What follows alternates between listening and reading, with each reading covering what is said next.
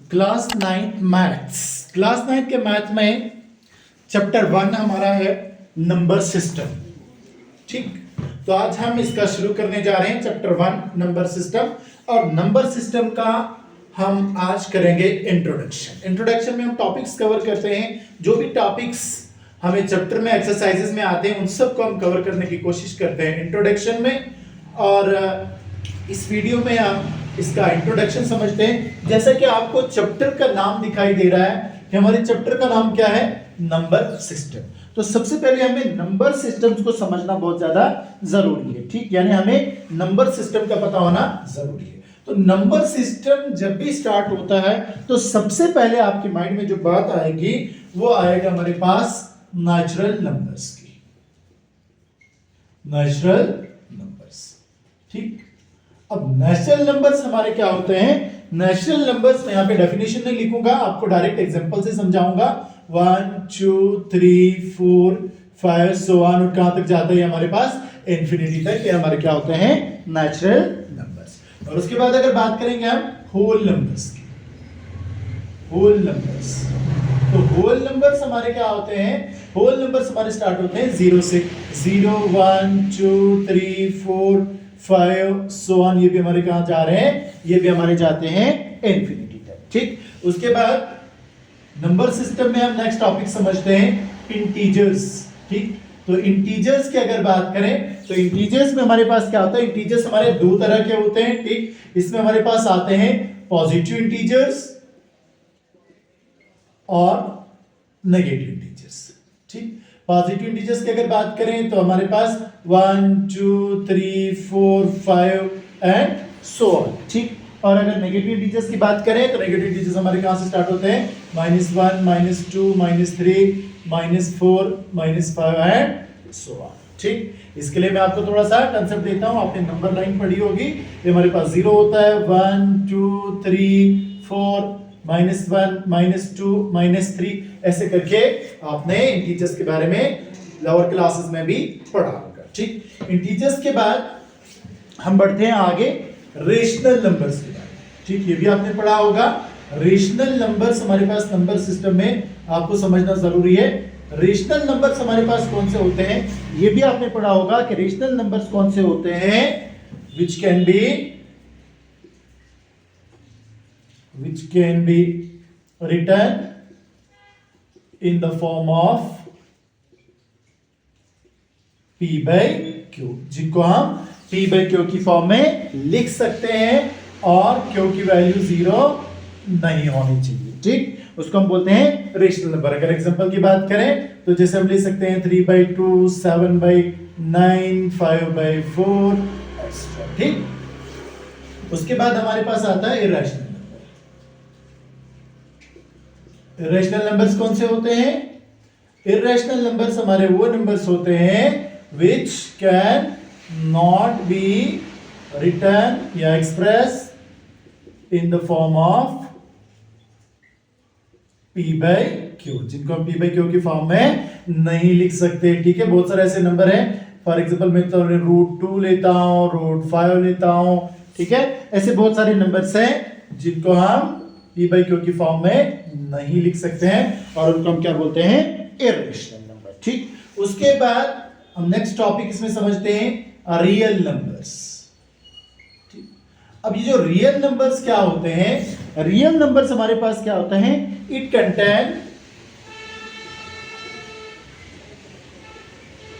Contain all rational and irrational numbers. Rational and irrational numbers that can be represented, irrational numbers that can be represented on number line। ठीक, जितने भी numbers को हम number line पे represent कर सकते हैं वो हमारे सब के सब क्या होते हैं? वो हमारे होते हैं रियल नंबर्स। यानी उसमें हमारे पास रेशनल नंबर भी आते हैं, इरेशनल नंबर भी आते हैं, इंटीजर्स भी आते हैं। ये सब हमारा किस में आ रहा है? These are real numbers. ठीक, तो ये आपने थोड़ा बहुत नंबर सिस्टम का इंट्रोडक्शन याद रखना है कि नंबर्स में हमारे पास कौन कौन से नंबर्स होते हैं, natural numbers, whole numbers, integers, rational number, irrational number, real number. ठीक, इसको आपने समझना है। ठीक, और उसके बाद हम बढ़ते हैं आगे।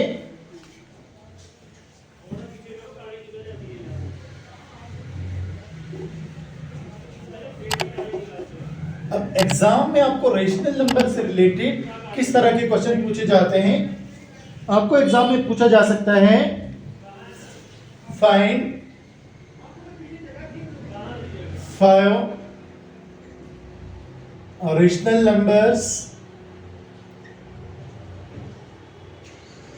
find 5 rational numbers between 2/5 and 3/5। ठीक, आपको पूछा जाता है कि 5 रेशनल नंबर्स निकालो आप 2/5 और 3/5 के बीच में। ठीक, अब इसका जब आपको मेथड समझ में आ जाएगा तो आप इजीली इसको निकाल सकते हैं। ठीक, सबसे पहले जो हमारे पास नंबर दिए हैं वो क्या दिए हैं हमारे पास? 2/5 और 3/5। ठीक, अब हमारे पास इसमें मल्टीप्लाई क्या करना है, हमें जितने भी नंबर फाइंड करने, कितने नंबर में फाइंड करने? 5 रेशनल नंबर्स फाइंड करने हैं, तो 5 से आगे क्या आता है? 6। हमेशा जितने भी नंबर आपको फाइंड करने होते हैं उससे आगे वाले नंबर आपको इसमें देखना होता है। ठीक, 5 से आगे हमारे पास क्या आ रहा है? 6 से हम ऊपर भी मल्टीप्लाई कर देंगे और नीचे भी मल्टीप्लाई कर देंगे। ठीक, इसी तरीके से यहाँ पे भी हम ऊपर नीचे 6 से मल्टीप्लाई कर देंगे। जब हम इनको सॉल्व करेंगे तो हमारे पास क्या हो जाएगा? 2 को 6 से मल्टीप्लाई करेंगे तो हो गया 12, डिनोमिनेटर में हमारे पास 5 6 है, ये हो जाएगा हमारे पास 30। ठीक, इसी तरीके से 3 को करेंगे 6 से तो क्या हो जाएगा? 18, और 5 को 6 से कर देंगे तो क्या हो जाएगा? 30। ठीक, अब हमें कितने नंबर्स बोले? 5 नंबर्स। ठीक, दोनों कंडीशंस में हम देखेंगे हमारे पास बीच में क्या क्या नंबर आते हैं। 13/30, 14/30, 15/30, 16/30, 17/30। तो हमारे पास जो 5 रेशनल नंबर्स आए क्या क्या आए? 13/30, 14/30, 15/30, 16/30 और 7/30। तो ये हो गए हमारे 5 रेशनल नंबर्स बिटवीन 2/5 एंड 3/5। ठीक, तो 5 रेशनल नंबर्स हमें लिखने थे, तो ये हमारे पास दोनों, हमने क्या कर दिया? दोनों नंबर्स को 6 से मल्टीप्लाई कर दिया और हमारे पास 5 ऐसे रेशनल नंबर्स फाइंड हो गए जो हमें इन दोनों के बीच में आते हैं। ठीक, बहुत आसान सा है। ठीक, इस तरह के क्वेश्चन आपके एग्जाम्स में पूछे जाते हैं, आपने मेथड समझना है। हमारे पास आगे एक्सरसाइज में क्वेश्चन आएंगे या एग्जाम में क्वेश्चन आ जाएंगे तो आप इजीली इनको फाइंड कर सकते हैं। इसके बाद अगला एक एग्जांपल देखते हैं। आपको पूछा जाता है फाइंड 4 रेशनल नंबर्स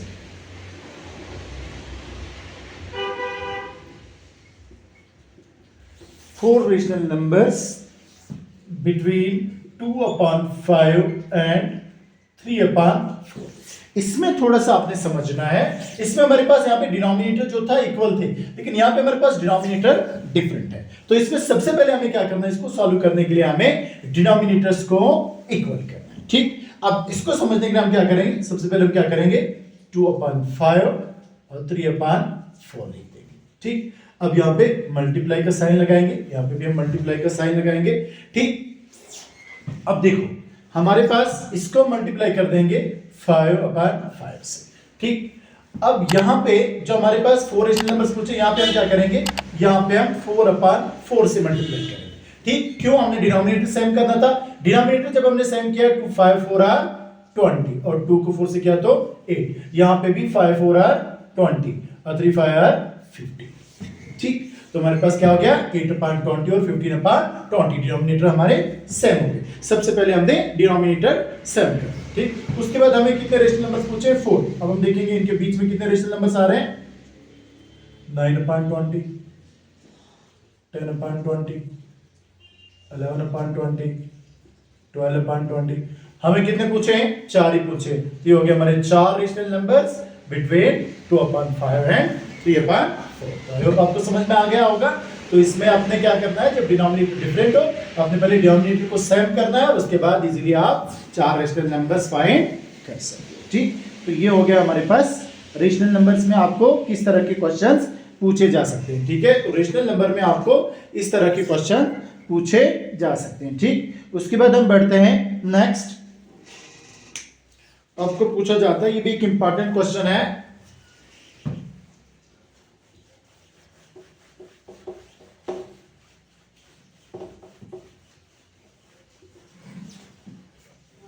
आपको बोला जाता है या आपको दिया होगा शो इर्रेशनल नंबर,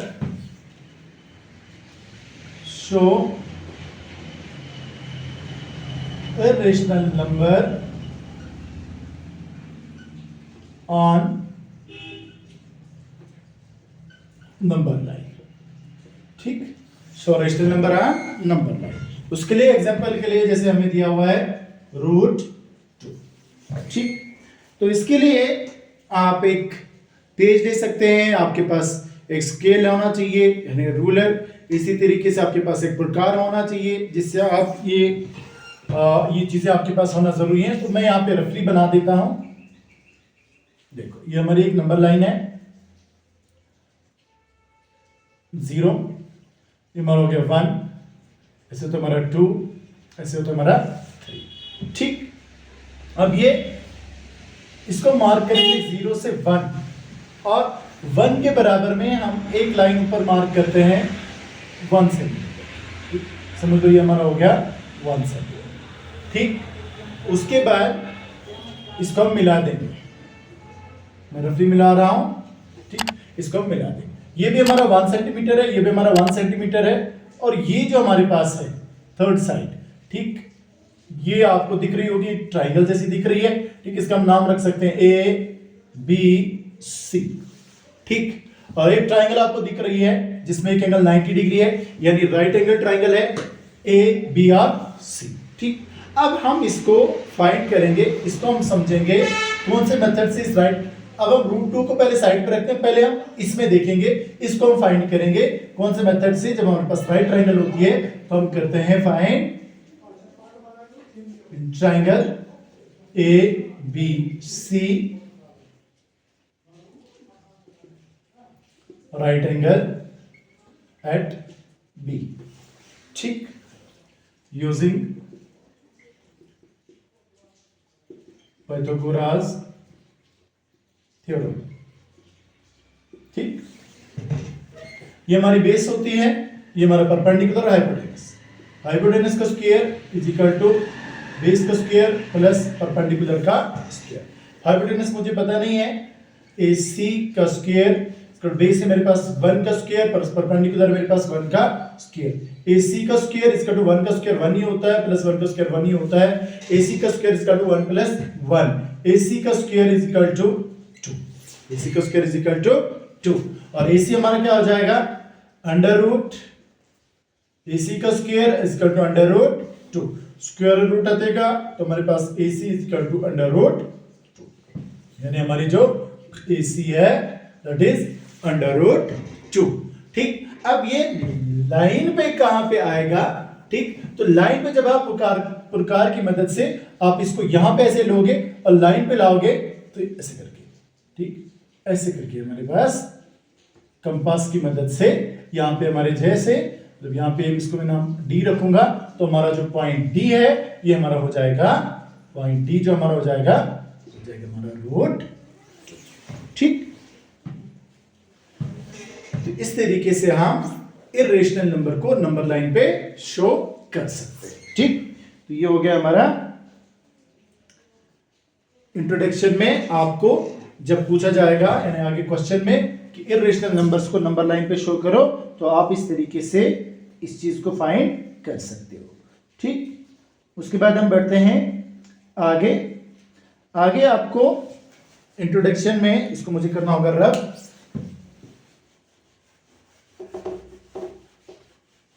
हमारे पास आता है इसमें क्वेश्चन एक डेसिमल एक्सपेंशन के बारे में।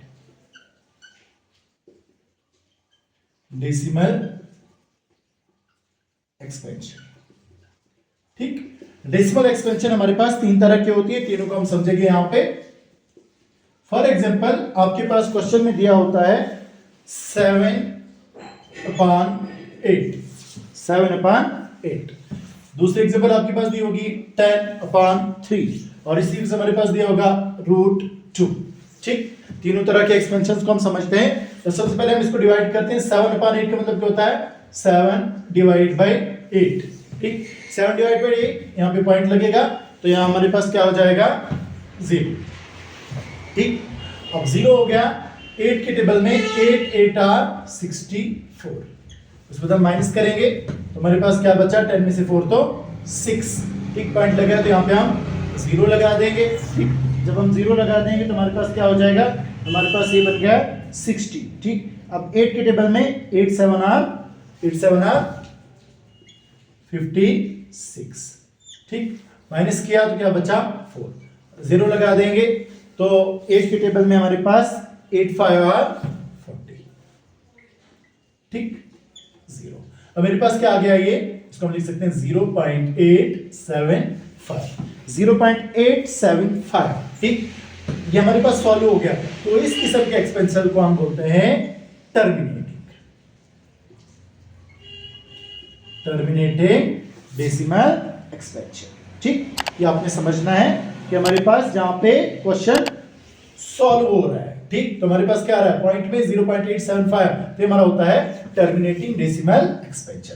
उसके बाद हम दूसरी एग्जांपल को समझेंगे। हमारे पास है 10/3। 10/3, 3 3 आर 9, माइनस किया तो 1, पॉइंट लगेगा 0। 3 3 आर 9, माइनस किया तो 1, पॉइंट लगा है 0। 3 3 आर 9 माइनस, तो आपको बार बार 1 रिपीट हो रहा है, तो मतलब ये हमारे पास क्या हो गया? जैसे यहाँ पे हमारे पास आया 3.33, बार बार हमारे पास क्या आ रहा है? 1 आ रहा है। इसको आप समझोगे, हमारे पास ऐसे भी होता है 3.33 के ऊपर मैं बार लगा दूंगा, तो इसका मतलब क्या है? 3 हमारे पास बार बार रिपीट हो रहा है। ठीक है, और इसको हम क्या बोलेंगे?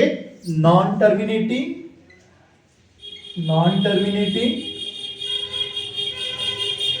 Repeating, non terminating repeating. ठीक, तो इसको हम क्या बोलेंगे? Non terminating repeating. उसके बाद हमारे पास जो थर्ड एग्जांपल हमने ली है वो लिया हमारे पास √2। ठीक, थर्ड एग्जांपल है हमारे पास √2।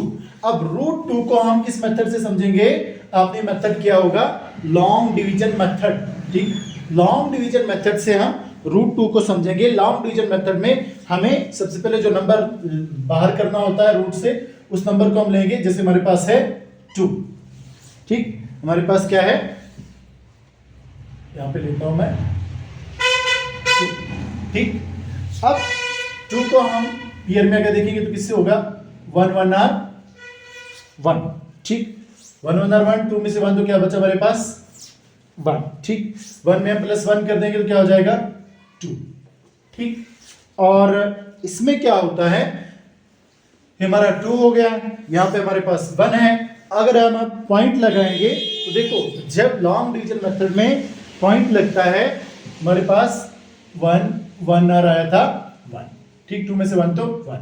जब हम यहाँ पे पॉइंट लगाएंगे तो लॉन्ग डिवीजन मेथड में हमारे पास 1 0 नहीं 2 0 लग जाएगा। ठीक, ये हो गया हमारा 100। अब हम क्या देखेंगे? तो कौन से पेयर में हमारे पास 100 की वैल्यू 100 से कम की वैल्यू आती है? जब मैं 24 इंटू में 4 करता हूं। 4 4 आर 16, 4 2 आर 8 और 1 9, क्या हो गया? ये 96। क्या बचा मेरे पास? 4। ठीक, तो हमारे पास क्या आ गया? ये 1.4। देखो, इसमें हमारे पास क्या होगा? ये जो वैल्यू है ये आगे बढ़ती जाएगी। जब आप इसको सॉल्व करते जाओगे तो इसमें अलग अलग नंबर्स आना स्टार्ट हो जाएंगे। जैसे आपके पास 1.4 1 2 4 3 ऐसे करके 16 ये वैल्यू आगे बढ़ती जाएगी और ये सॉल्व नहीं होगी। ठीक, और इस किस्म की डेसिमल एक्सपेंशन को हम क्या बोलते हैं? जहां पे हमारे पास ये वैल्यूज आगे बढ़ती जा रही हैं, जो हमारे नंबर से वो आगे चेंज होते जा रहे हैं और सॉल्व नहीं होता है, इसको हम बोलते हैं नॉन टर्मिनेटिंग नॉन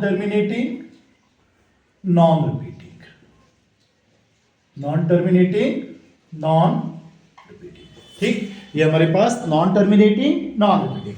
एक चीज आपने और इसमें याद रखनी है, हमारे पास जो टर्मिनेटिंग डेसिमल एक्सपेंशन होता है ये हमारा रेशनल होता है, ये नंबर भी हमारा रेशनल होता है, और जो हमारे नॉन टर्मिनेटिंग नॉन रिपीटिंग होता है ये हमारा होता है इर्रेशनल। ये हमारा कौन सा होता है? इर्रेशनल। ठीक, ये चीज भी आपने इसमें समझनी है। उसके बाद हम बढ़ते हैं यहां से आगे। इसके लिए मुझे करना होगा इसको रब। ये हो गया हमारा डेसिमल एक्सपेंशन। आगे हम क्वेश्चंस में इनको और डिटेल्स के साथ समझेंगे जब हम क्वेश्चन सॉल्व करेंगे।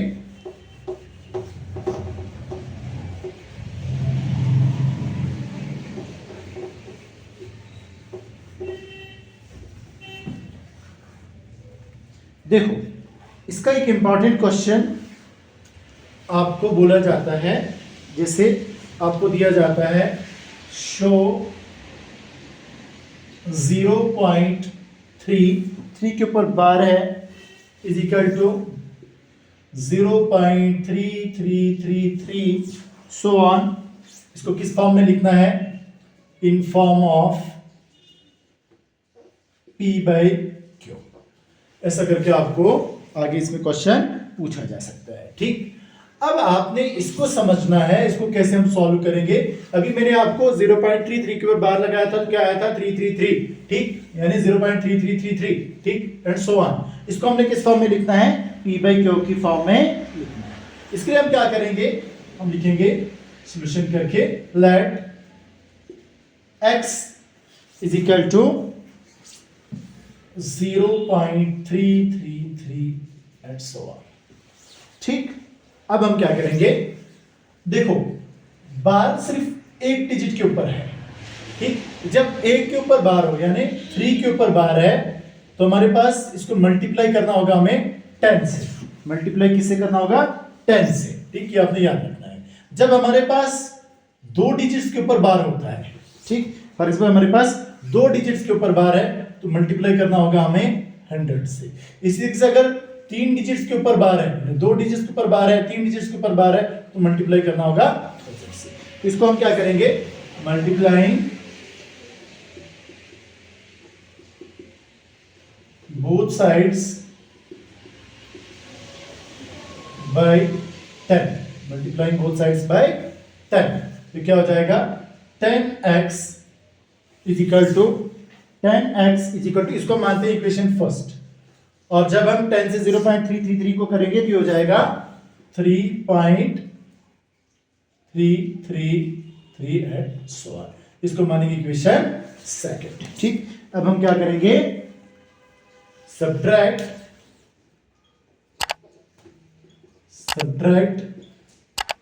Equation first from second. Equation first from second से सब्ट्रैक्ट करेंगे तो क्या हो जाएगा हमारे पास?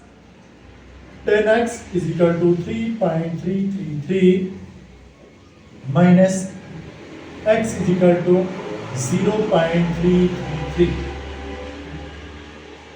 0 3 में से 0 तो 3, 10x में से x तो 9। ठीक, हमारे पास क्या हो जाएगा? 9x। 9x equal to 3x is equal to, ये मल्टीप्लाई में है 3/9। x क्या हो गया हमारे पास? Is equal to 3/9। तो 3/9 हमारा किस फॉर्म में है? 3/9 हमारा P by Q की फॉर्म में है। इसको अगर उड़ाएंगे 3 1 3 3 3 9, ये कितना हो जाएगा? 1/3। तो ये हमने बोला था show 0.3 in the form of P by Q, तो ये हमने शो किया 0.3 in the form of P by Q, क्योंकि हमने x जो वैल्यू लेट की थी वो हमारे पास क्या निकली? 1/3। ठीक, इस किस्म का भी क्वेश्चन आपको इसमें आगे पूछा जाता है। और उसके बाद इसका जो लास्ट कंसेप्ट है जो आपने समझना है, लास्ट या सेकंड लास्ट कंसेप्ट में मान के चलूं आपने, इसके बाद हमारा एक क्वेश्चन होता है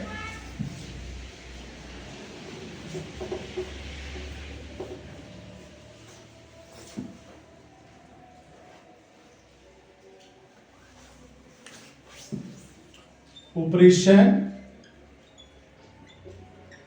ऑन रियल नंबर्स। अब रियल नंबर्स को हमें ऑपरेट भी करना है जब कभी बीमार हो जाते हैं। ठीक, जब कभी रियल नंबर्स बीमार हो गए तो हमें इनको ऑपरेट भी करना होता है। तो ऑपरेशन ऑन रियल नंबर्स में हमने क्या समझना है? ऑपरेशंस का तो आपको पता ही होगा, हमारे पास मैथमेटिकल ऑपरेशंस में क्या क्या होता है, हमारा ऐड, सब्ट्रैक्ट, मल्टीप्लाई, डिवाइड।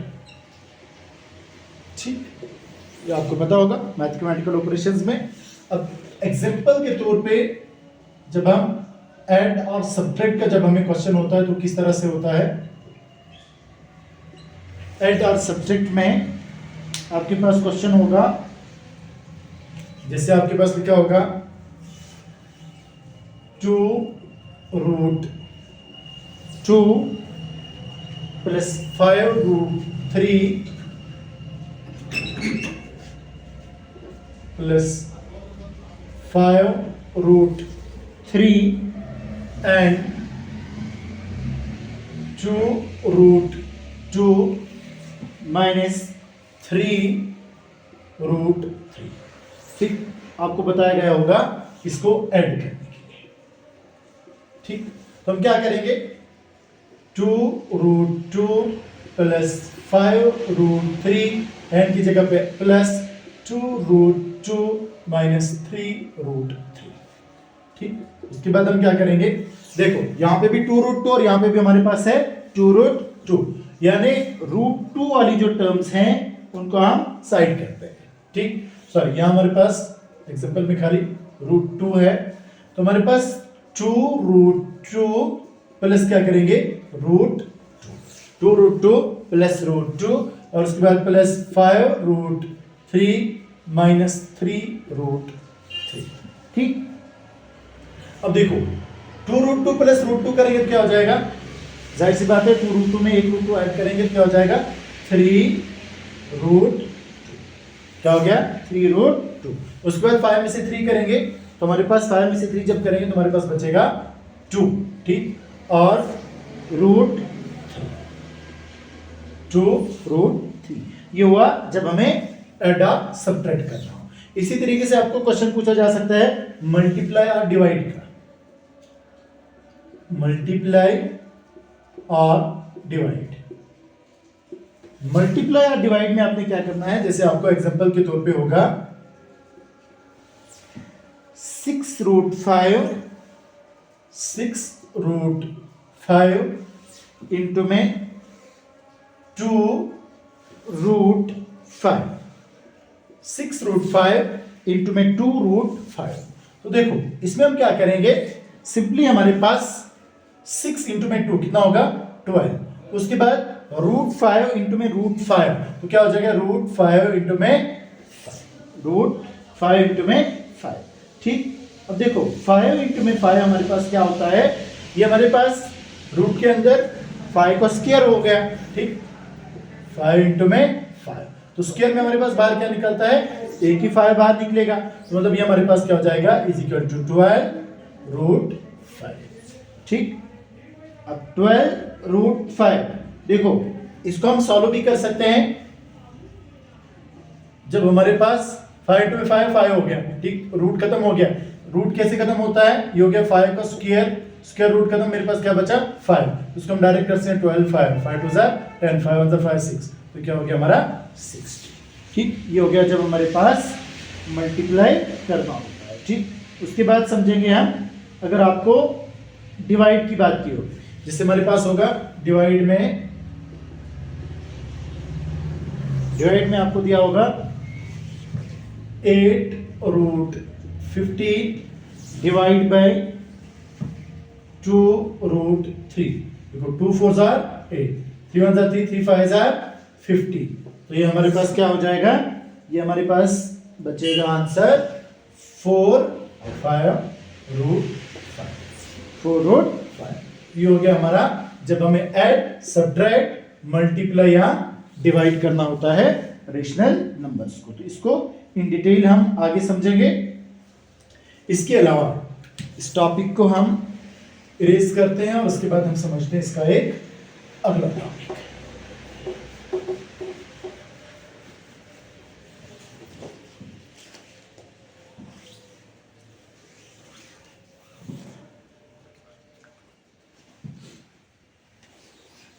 सम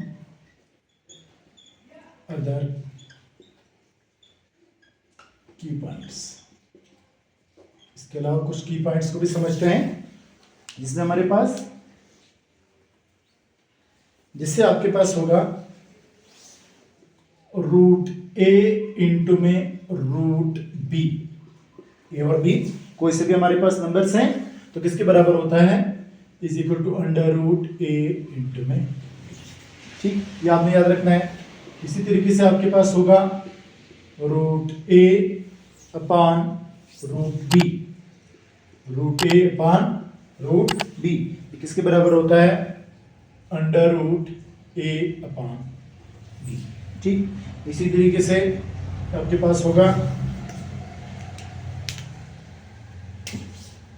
ए माइनस बी, ए प्लस बी, ए माइनस बी इंटू में ए प्लस बी इसके बराबर होता है ए स्क्वायर माइनस बी स्क्वायर के बराबर होता है।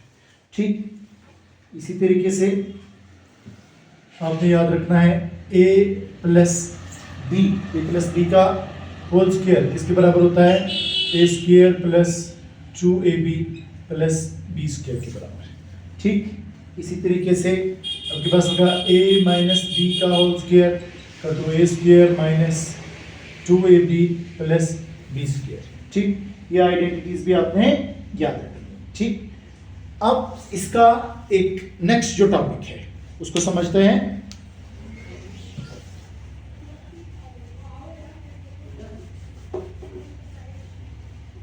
हमारा जो एक नेक्स्ट टॉपिक है वो है, आपको क्वेश्चन में पूछा जाता है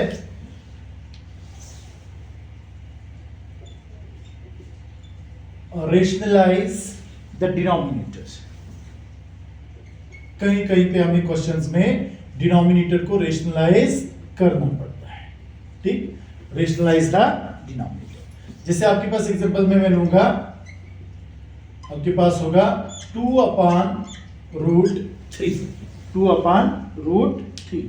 जब हम 2 अपान रूट 3 को रेशनलाइज करेंगे तो हमारे पास क्या हो जाएगा। ठीक, ये आपने समझना है।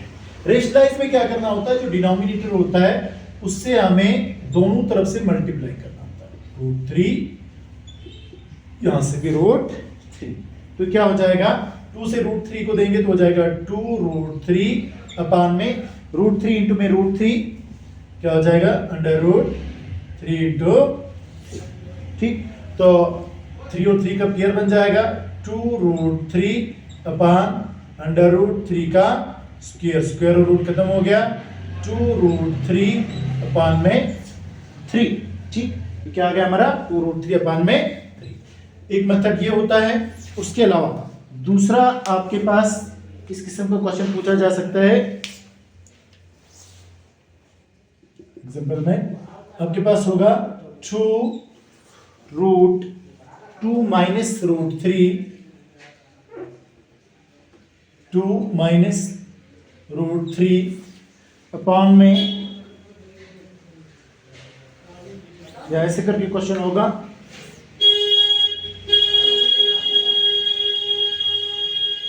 2 अपान 2 प्लस रूट 3। ठीक, इसको जब रेशनलाइज करेंगे क्या हो जाएगा, 2 अपान 2 प्लस रूट 3 इंटू में 2, देखो ये प्लस है, इधर हो जाएगा माइनस रूट 3 अपान में 2 माइनस रूट। ठीक, इसमें आपने क्या समझना है, ये हमारे पास हो जाएगा a plus B, A minus b इसके बराबर होता है ए स्क्वायर माइनस बी स्क्वायर। ये मेथड आ जाएगा इसके प्ले में। ठीक, ये हमारे पास क्या हो जाएगा, 2 से 2 को देंगे तो क्या हो जाएगा 4 माइनस 2 से रूट 3 को तो 4 minus 2 root 3, 4 minus 2 root 3 upon में a plus B, A minus B, A का स्क्वायर, ए का स्क्वायर हमारे पास यहाँ पे क्या है 2 का स्क्वायर माइनस बी का स्क्वायर क्या है रूट 3 का स्क्वायर। ठीक, तो ये मेरे पास क्या हो जाएगा 2 का स्क्वायर हो गया मेरा 4। ठीक, और उसके बाद रूट 3 का स्क्वायर, रूट 3 का स्क्वायर हमारे पास क्या हो जाता है, स्क्वायर और रूट खत्म, मेरे पास बचा 3, 4 minus 3।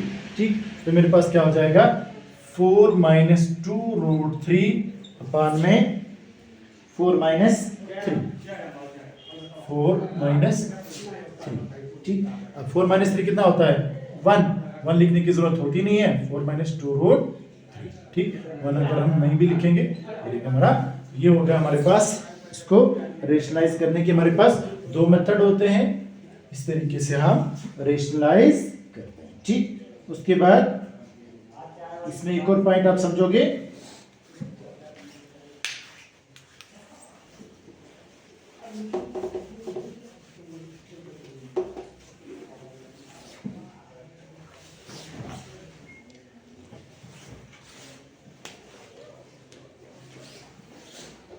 laws of exponents of real numbers ठीक laws of exponents of real numbers में हमारे पास क्या होता है ठीक इसमें आपके पास होता है ए एम इंटू में ए एन इसके बराबर होता है ए एम प्लस ठीक इस तरीके से आपके पास होता है ए एम इंटू में एन इसके बराबर होता है ए एम इंटू में एन ठीक इसके बाद आपके पास हो सकता है a m upon a n इसके बराबर होता है ए एम माइनस एन ठीक इसी तरीके से ए एम इंटू में बी एम यानी जब हमारे पास दोनों इंटीजर्स डिफरेंट हो तो किसके बराबर होता है ए इंटू में बी एम ठीक तो ये भी आपने ये कुछ लॉज हैं इनको भी आपने याद रखना है ठीक इनको आप अच्छे से लर्न करोगे लॉज ऑफ एक्सपोनेंट्स हैं और यहाँ से हमारे पास क्या हो जाएगा ये हमारा हो गया इंट्रोडक्शन कंप्लीट ठीक नेक्स्ट पढ़ेंगे हम